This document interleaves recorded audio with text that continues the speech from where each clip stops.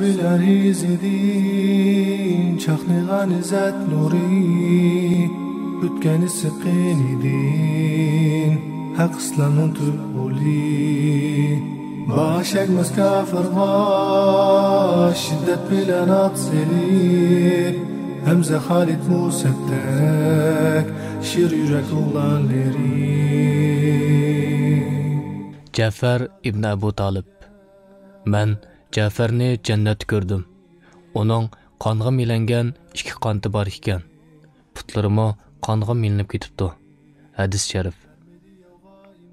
Abu Talib Qurayshlar ichida yuz obro'yliq, yuqori martabali kishi bo'lganini qaramay, turmushi nachar, balchaqisi ko'p kishi edi.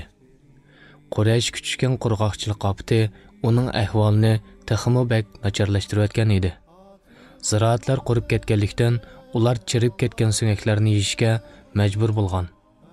Shu mezgillarda Hoshim jamoatidagilarning ichida Muhammad ibn Abdullah va tog'isi Abboslarning turmushi eng yaxshi turmush hisoblanadi.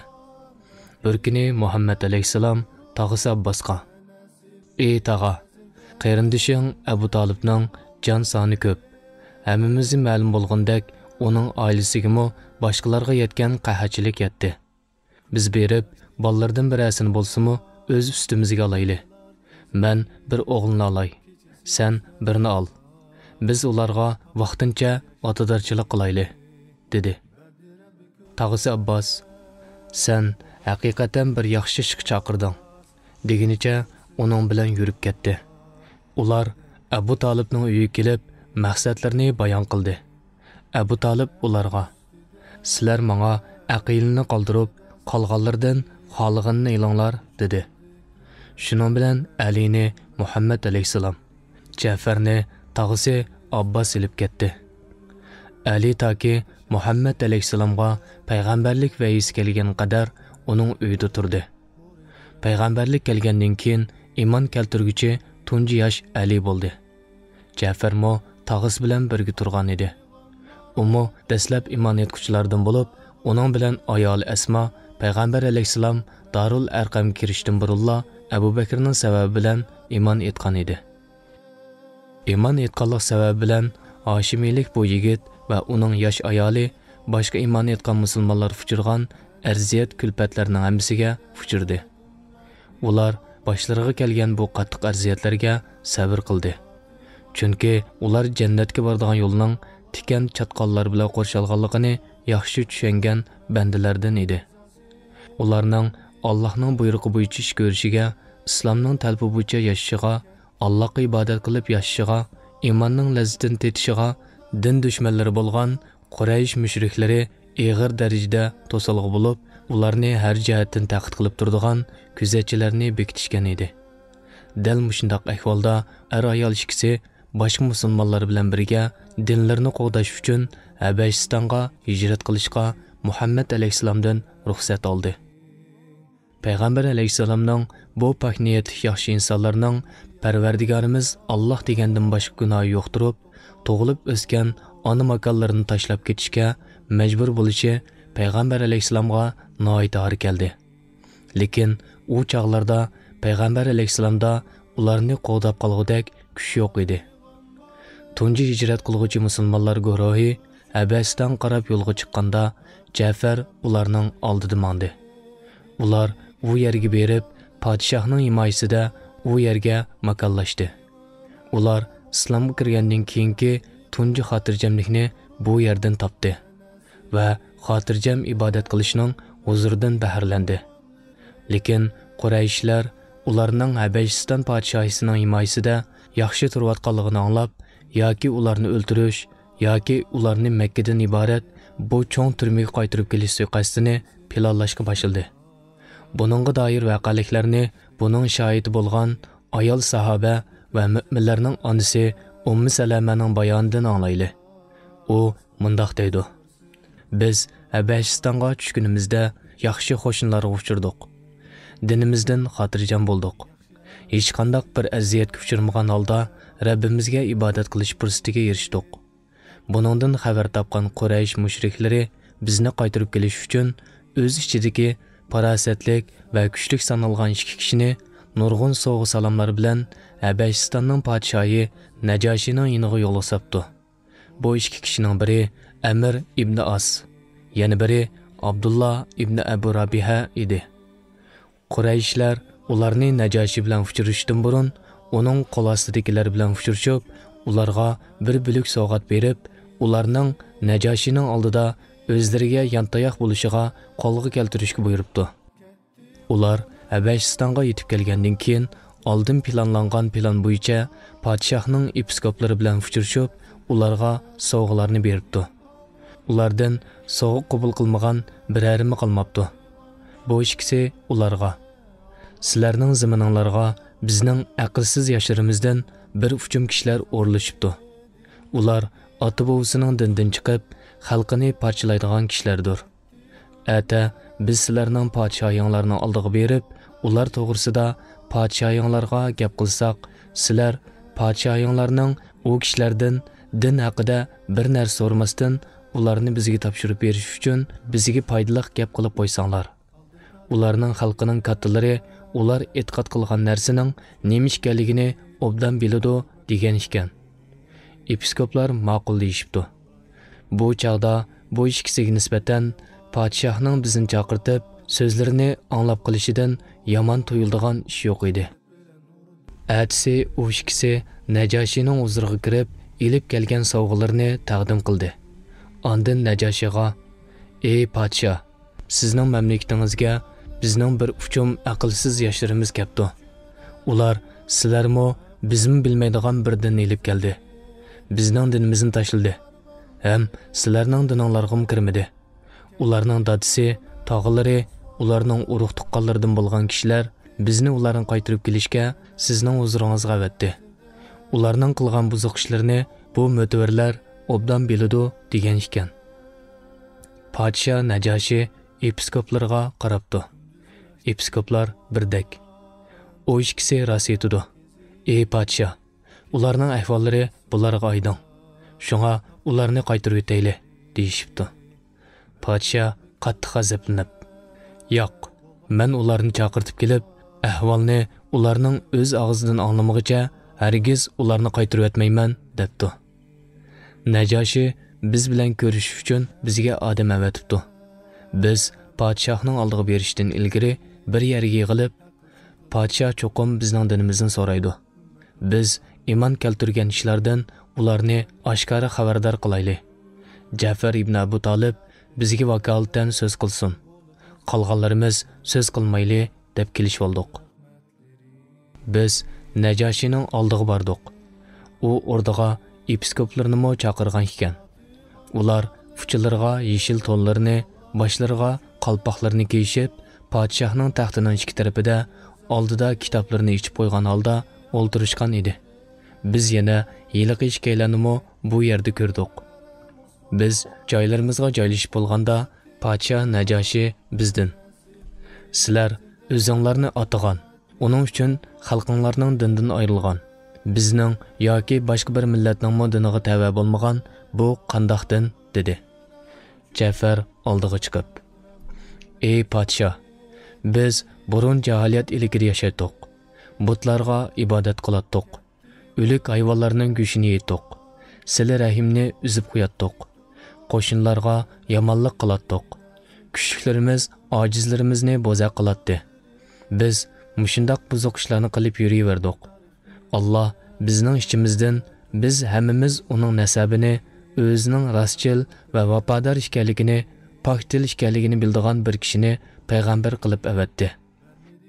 U bizni Allohga ishonishga, uni bor va bir deb bilishga, uningdan boshqa narsani uningga sherik qilmaslikqa, ota-bobolarimizdan e'tiqod qilib kelayotgan but tashlarga ibodat qilishni tashlashga, rost so'zlashga, omonatni ado qilishga, sila rahim qilishga, qo'shnilarga yaxshilik qilishga, harom ishlardan qo'l uzishga, qon to'kmaslikka, buzuq ishlardan, yolg'on guvohlik berishdan, yetimning milini yeyishdan, iffetlik ayollarga bo'hton chaplashdan yiroq bo'lishga chaqirdi. Shundaqli yana yolg'iz Allohga ibodat qilishga, sherik amallardan yiroq bo'lishga, namoz o'qishga, zakot berishga, ro'za tutishga buyurdi. Biz uni qabul qildik.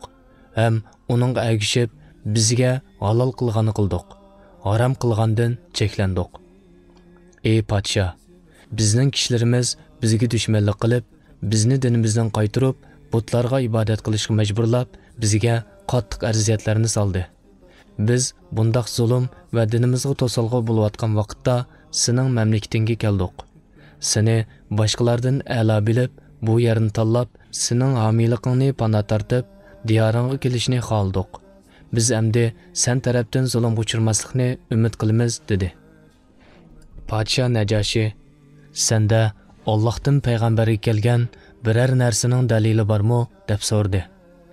Ja'far uningga bor dedi-da, Najoshiga Allohning Yahyo alayhisalomdan xabar bergan Kaf, Ha, Ya, Ayn, Sod bu Parvardigorning bandisi Zakariyaga qilgan marhamatining bayonidir.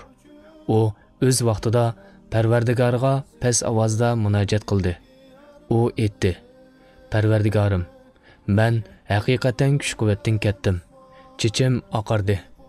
Parvardigorim, sana duo qilib umidsiz bo'lib qolganim yo'q, degan oyatlarni o'qib berdi. Buni anglagan Najoshi yig'lab, oqqan yoshlari soqollarini yo'l qilibdi. Allohning oyatini anglagan episkoplarmo yig'lab, oqqan yoshlari oldidagi kitoblarni yo'l qilibdi. Podshoh Najoshi, sizlarning payg'ambaringlar ilib kelgan narsa bilan Isa alayhisalom ilib kelgan narsaning nur manbasi bir, dedi.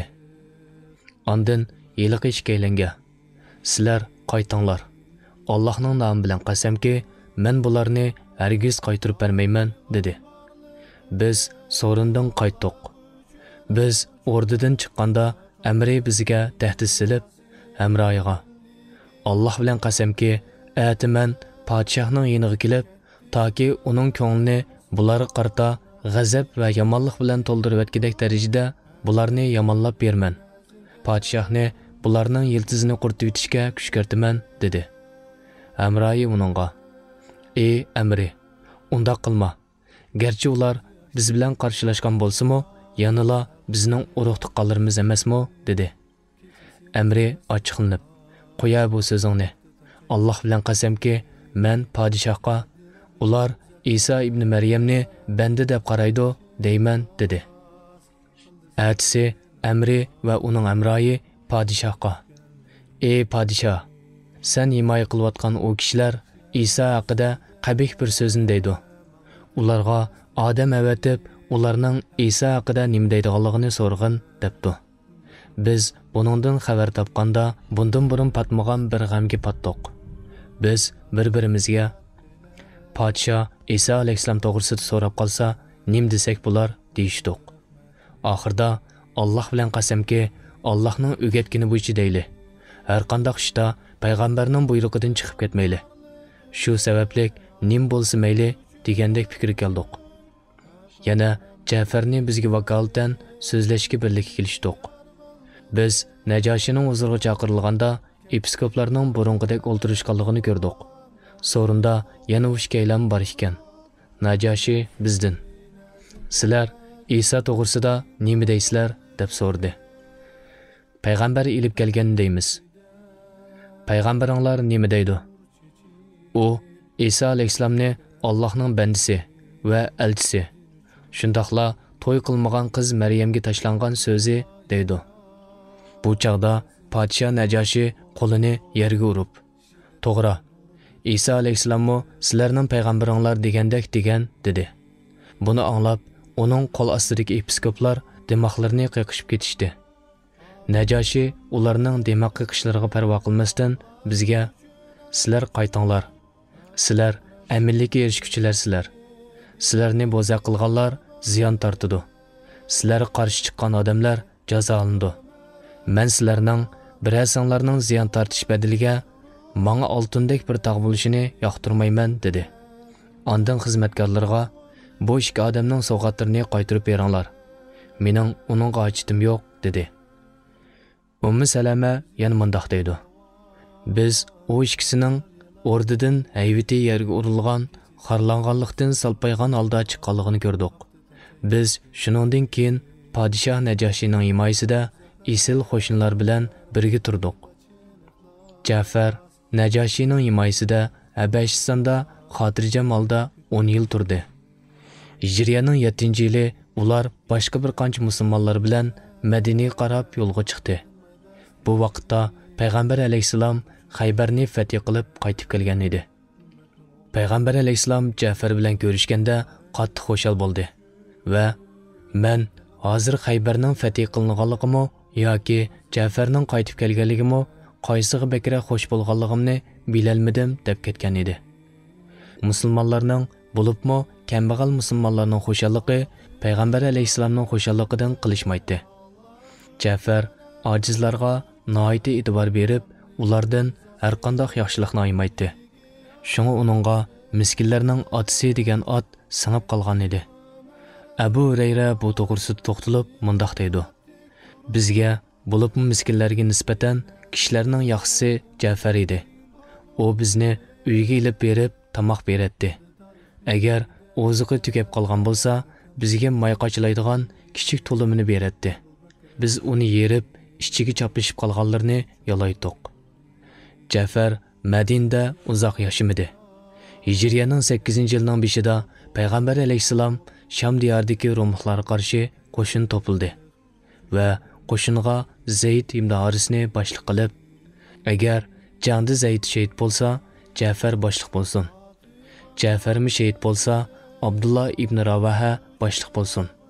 Umi shahid bo'lsa, musulmonlar o'zlari ichidan birini boshliq qilib saylasin, dedi. Musulmonlar qo'shinga otlanib, Mo'taga yetib kelganda, Rumliklarning 100 ming kishilik qo'shin tayyorlaganligini, ularga yana Lahmi, Juzam, Juzaa va boshqa qabilalardan tarkib topgan 100 ming kishilik arab xristianlarning ularga yordam beradiganlik xabari keldi. Musulmon qo'shinining soni bo'lsa, oralla 3 ming edi. Ikki taraf uchrashganda Zayd shahid bo'ldi. Buni ko'rgan Jafar darhol otdan sakrab tushib, Zaydning itining 4 putini chipib tashladi. Chunki uning iti nasillik, esil otlardan bo'lib, dushmanlarning foydalanib ketish ehtimoli bor edi. Ondan bayrog'ini ko'tarib, she'r o'qigan holda dushman sepini yerib, olg'a ilgilab ketdi. Naqadar shirin jannat lazzati, bilinar kishiga shahidlik yaqin, jang taptini qo'g'lar jismingdan, muzdek sharbat kavsardan yaqin. Rumliklar kim, Rumliklar kafir. Demak, anga makan mahshargoh, bizdan bo'lak nasab va dini, qinin to'ksak savob biz nagah. U shu tariqada chipish bilan ilgillab ketayotganda uning o'ng qo'li kesildi. U darhol bayroqni sol qo'liga oldi. Uzun o'tmay sol qo'li kesildi. U bayroqni ko'kragi bilan tirab, ikki beligi bilan qamab oldi. Bir ozdan keyin yana bir zarb bilan uning badani ikki parcha qilindi. Abdullah ibn Ravaha uning qo'lidan bayroqni ilib, botirlarcha urishdi. Uzun o'tmay umu avval ketgan ikki do'sti qo'shildi. Payg'ambar alayhisalom bu 3 qo'mondonning qazo qilganligini anglab, noit qayg'urdi. U Jafarning oilasiga bordi. Jafarning ayoli Asma bu chaqda bolalarini yuyindirib, pokiza kiyindirib, xushbo'y narsalarni ishiltib, ularni yasab qo'ygan. O'zim tayyorlanib, tamoq yeyotgan edi. Asma mundaq deydi: Payg'ambar alayhisalom uyimizga kelganda uning chiroyidan g'am qayg'u alomati bilinib turardi. Ko'nglimda bir ansizchilik paydo bo'ldi. Lekin biror ko'ngilsiz xabar anglab qolmay deb, erim to'g'risida gap so'rashni xohlamadim. U menga salom qilgandan keyin: "Siz menga Jafarning bolalarini chaqirib bering", dedi. Men bolalarimni chaqirdim. Bolalar Payg'ambar alayhisalomning qishig'iga yugurib berishdi va Payg'ambar alayhisalomga yaqin turish uchun bir-biri bilan sig'dash qilib turdi. Payg'ambar alayhisalom ularni bag'riga besib, purashga boshladi. Uning ko'zlaridan yoshlar taramlab tushayotdi. Men darhol noiti jiddiy talaffuzda: "Ey Allohning payg'ambari, ota-onam senga fido bo'lsin. Zodi nima uchun yig'laysan? Jafar va uning hamrohlariga biror musibat yetibdimi?" deb so'radim. "Shundoq. Ular bugun shahid qilinibdi", dedi Payg'ambar alayhisalom. Onasining Isa deb yig'layotganligini ko'rgan ballarning chiroyidagi xushalliqlar allaqayoqlarga g'oyib bo'ldi va turgan o'rinda turibli qilishdi. Payg'ambar alayhissalom ko'z yoshlarini surtgach, orqaga yenib ketib, "Ey Alloh, sen Ja'farning ballarini yaxshi izbasar qilib bergin. Ey Alloh, Ja'farning ballarini yaxshi izbasar qilib bergin" dedi. Payg'ambar alayhissalomning yana mundoq deganligi rivoyat qilindi. "Men Ja'farni jannatda ko'rdim. Uning qonga milinib ketgan ikki qanti bor ekan. Uning putlarimi qon bilan bo'ylib ketibdi." Allah uchun faqat Rabbning rizasi dildagi armonlari ketdi Umar Usmon nahdi qo'g'dab tek turib Anas ibn Nazirda ummatning polvonlari